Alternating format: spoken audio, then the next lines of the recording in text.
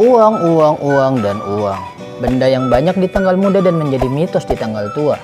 Udah mah nyarinya susah tapi ngabisinnya sekejap mata. Itu makanya dari dulu sampai sekarang orang-orang pengen nyimpen uangnya.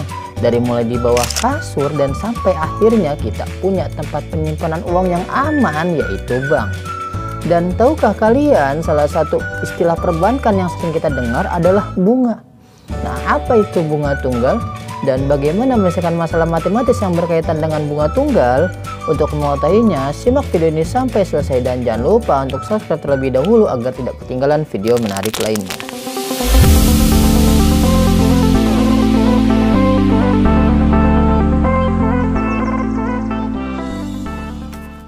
Assalamualaikum warahmatullahi wabarakatuh. Nah, bagaimana kabarnya? Semoga selalu sehat dan tetap semangat. Nah, pada kesempatan kali ini kita masih akan membahas materi kelas 7, yaitu tentang aritmatika sosial.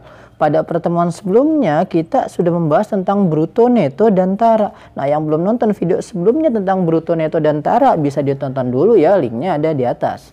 Nah, pada kesempatan kali ini kita akan membahas tentang materi, yaitu tentang bunga tunggal.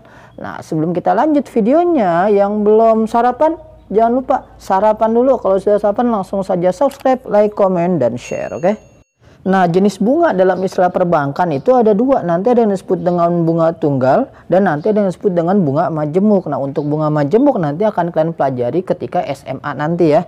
Nah, sekarang apa sih pengertian dari bunga tunggal?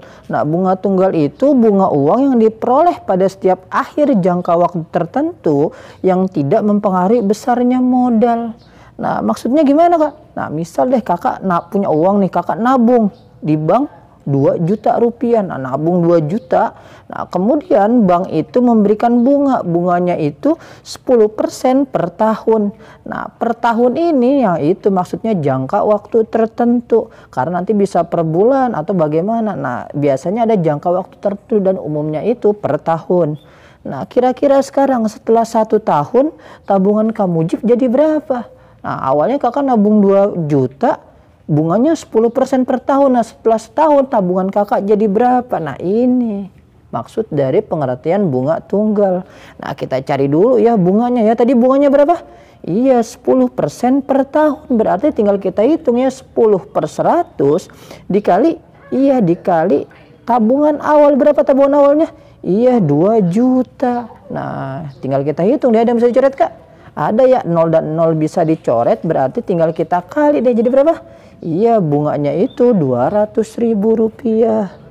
Nah, selanjutnya sekarang tabungan akhir Kamujib berapa setelah 1 tahun? Ya, tinggal kita lihat ya. Awal nabungnya berapa? Iya, awalnya nabung 2 juta. Kemudian bunganya berapa? Iya, 200.000. Tinggal kita tambah deh. 2 juta tambah 200 berapa? Iya, 2.200.000. Nah, berarti tabungan akhir Kamujib setelah 1 tahun itu 2.200.000 dengan bunga 10%, yaitu 200.000. Oke, bisa ya? Paham ya? Nah, kemudian selanjutnya agar kalian lebih paham tentang konsep bunga, kita coba deh latihan nomor 1. Nah, misalkan Pak Budi menabung di bank sebesar 1.500.000. Nah, bank memberikan bunga 5% per tahun. Nah, pertanyaannya setelah 3 tahun berapa total tabungan Pak Budi? Nah, beda ya sama contoh pertama ya. Contoh pertama itu 1 tahun. Nah, sekarang Pak Budinya nabungnya 3 tahun lebih lama. Nah, kira-kira nanti berapa tabungan akhir Pak Budi setelah 3 tahun? Nah, prinsipnya sama kayak contoh pertama yang harus kita lakukan. Pertama kita cari deh bunganya dulu. Nah, tadi keterangannya dia nabung 3 tahun dan bunganya itu 5% per tahun. Berarti gimana? Ya udah bener, tinggal kita kali saja 3 dikali 5%. Kemudian dikali tabungan awalnya berapa? Iya, tabungan awalnya itu 1.500.000. Udah deh tinggal kita hitung ya. Pertama berarti 3 dikali 5% berarti 5 per 100 dikali 1.500.000. Nah, ada yang bisa sederhanakan nggak? Ada ya, nolnya bisa kita coret ya. Nah, 0 coret 2. Nah, tinggal kita kali deh. 3 dikali 5 dikali 15 berapa? Iya, 225.000. Nah, berarti bunga tabungan Pak Budi setelah 3 tahun itu 225.000. Nah, sekarang tabungan akhirnya berapa yuk? Ya iya, tinggal kita lihat deh tabungan awalnya berapa tadi? Iya, 1.500.000, kita tulis itu 500.000 ditambah berapa? Ditambah bunganya, berapa bunganya? 225.000. Tinggal kita tulis 225.000. Nah, jadi berapa tabungan akhirnya? Ya iya, 1.725.000. Nah, jadi tabungan Pak Budi setelah 3 tahun yang awalnya 1.500.000 bertambah jadi 1.725.000 karena mendapat bunga, yaitu berapa bunganya? 225.000. Oke, paham ya? Bisa ya? Nah, berikutnya contoh berbeda lagi. Sekarang kita contoh kedua. Nah, misalkan pada awal bulan Maret, Pak Denis menabung di bank sebesar 200 juta dengan bunga tunggal 12% per tahun. Nah, setelah 6 bulan, Pak Denis mengambil kembali uangnya tersebut. Nah, berapakah uang Pak Denis setelah 6 bulan? Nah, beda ya. Contoh pertama tadi ditanyakan 1 tahun full. Nah, contoh kedua ditanyakan 3 tahun full. Nah, sekarang yang ditanyakan dia belum setahun, tapi sudah diambil. Nah, kira-kira gimana cara menyelesaikannya? Nah, ini soal yang unik ya. Kenapa? Karena ujian nasional atau ujian sekolah ini sering banget keluar soal seperti ini. Nah, pertama kita lihat, dia katanya bunganya 12% per tahun, tapi dia cuma nabung 6 bulan. Nah, kira-kira kalau udah diambil 6 bulan, kira-kira tabungannya bertambah apa enggak? Kan bunganya 12% per tahun. Nah, tetap ya bertambah. Nah, berarti kita cari deh bunganya dulu. Nah, tadi bunganya tadi berapa? Iya, 12% 1 tahun. Nah, 1 tahun itu berapa bulan? Iya, 12 bulan. Nah, kalau sekarang 12% per tahun atau 12 bulan, sekarang kalau 1 bulan saja berarti bunganya berapa? Kalau 12%, 12 bulan berarti kalau 1 bulan? Iya, 1%. Nah, yang ditanya sekarang Pak Denis nabungnya berapa bulan? 6 bulan. Nah, kalau 6 bulan berarti bunganya berapa? Ya iya, pasti 6%. Nah, jangan sampai lupa ya, perbandingan senilainya ini pasti kepake lagi pertemuan sebelumnya. Nah, tinggal kita hitung deh, tadi bunganya 6%, berarti bunganya itu sama dengan 6/100 dikali tabungan awalnya berapa? Iya, 200 juta. Nah, tinggal kita hitung deh, dan bisa dicoret? Ada ya, 02 bisa kita sederhanakan, kita coret. Nah, tinggal kita kali deh, jadi berapa? Iya, 6 dikali 2, iya berarti bunganya itu selama 6 bulan 12 juta. Nah, ternyata untuk bentuk soal seperti ini bisa kita cari deh rumus mencari bunganya berapa. Nah, mencari bunga tinggal kita lihat deh, dia diketahuinya per tahun bunganya. Tapi yang ditanya adalah bentuk bulan. Nah, sekarang kakak tanya setahun berapa bulan?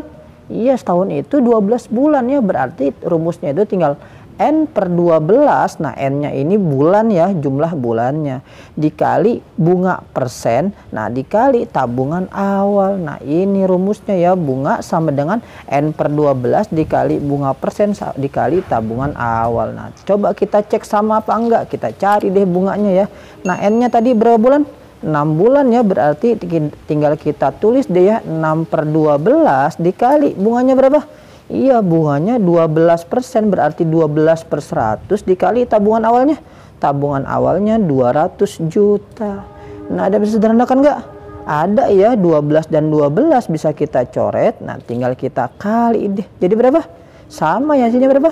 Iya, 12 juta. Jadi bunganya sama, 12 juta. Nah, kalian boleh mencari pakai rumus seperti ini atau boleh mencari manual. Cari bunganya dulu dalam bentuk 1 bulan. Kemudian tinggal kita lihat yang ditanyanya berapa bulan. Oke, bisa ya? Nah, sekarang udah selesai belum? Belum ya, kenapa? Karena yang ditanya itu tabungan akhir Pak Denis. Nah, tabungan akhirnya berapa? Setelah Pak Denis nabung 6 bulan, tabungan awalnya tadi berapa? 200 juta. Bunganya berapa?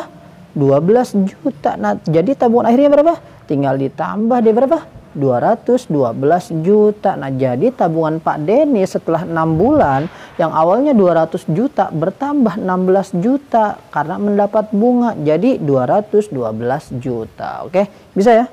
Nah, selanjutnya agar kalian lebih paham lagi, kita satu contoh lagi deh, contoh terakhir yaitu contoh ketiga. Nah, misalkan Ahmad meminjam uang di bank sebesar 8 juta untuk membeli sebuah laptop dengan suku bunga tunggal 9% setahun.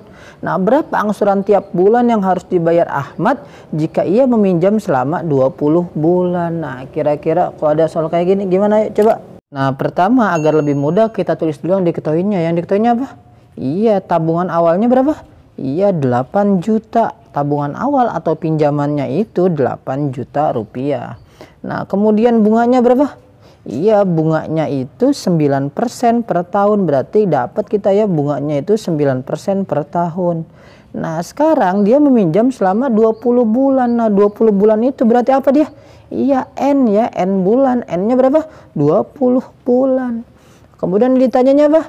Yang ditanyanya itu besar angsuran tiap bulannya berapa.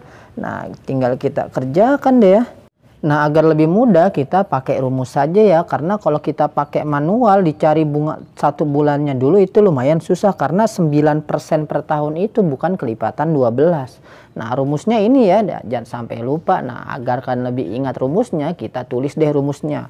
Bunga sama dengan N per 12 dikali bunga per 100 dikali tabungan awal.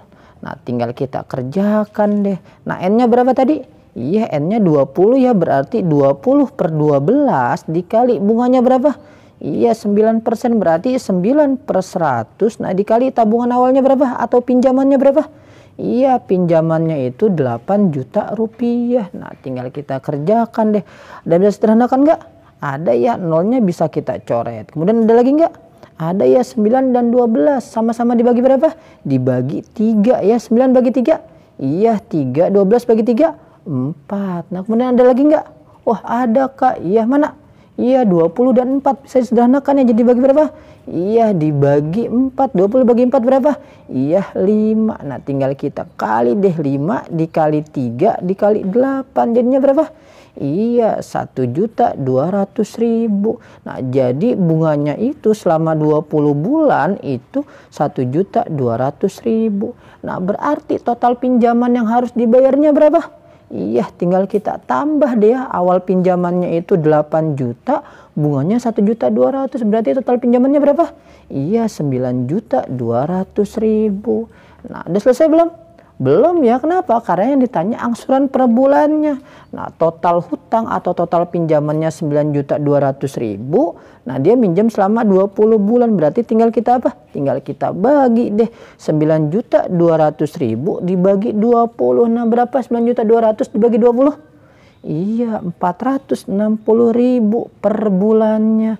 Jadi yang harus dibayarkan Ahmad tiap bulannya itu untuk membayar hutang kepada bank untuk membeli laptop itu 460.000. Nah, oke, bisa ya. Mungkin cukup sekian dari saya, kurang lebihnya mohon maaf. Terima kasih atas segala perhatian, mohon maaf atas segala kekurangan. Kalau ada pertanyaan jadi kolom komentar ya. Untuk video berikutnya masih tentang aritmatika sosial, linknya ada di atas. Sampai jumpa pada video berikutnya. Salam matematika.